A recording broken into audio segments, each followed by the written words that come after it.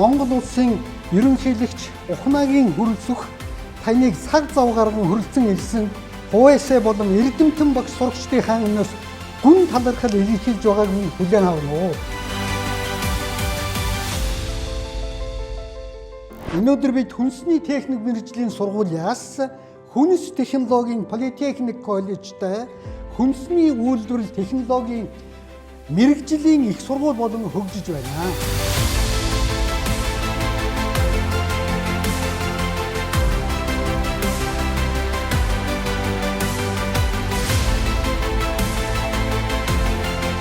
Ер нь компаниуд өөрсдөө хүнийг сурах уу тийм. Маш олон үйлдвэрүүдээс ялангуяа одоо нэг сүүлийн үед бол талх нарын боовны чиглэлийн үйлдвэрүүд маш олон шинээр байгуулагдсан.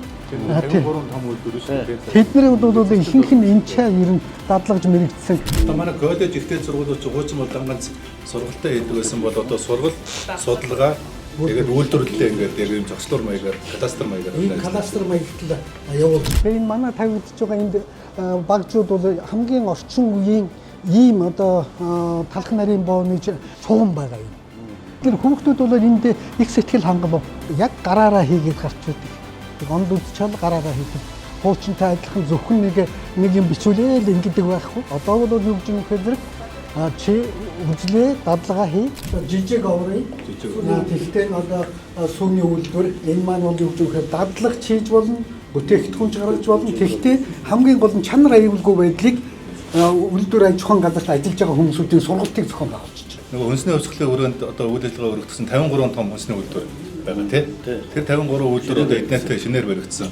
Үйлдвэр эднэртэй гэрээ хийгээд яг нөгөө хүнийхээ нөөцийг одоо энд бэлтэж байгаа.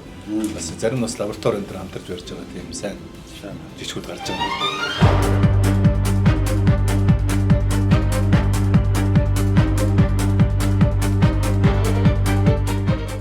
Хүнсний хувьсгал үндэсний хөдөлгөөний хүрээнд шинэ байгуулагдсан болон үйл ажиллагаа явуулж буй 900 гаруй хүнсний үйлдвэр аж ахуйн нэгжийг мэргэжилтэй ажилчин, техникч, технологичор хангахад хувь нэмрээ оруулж байна.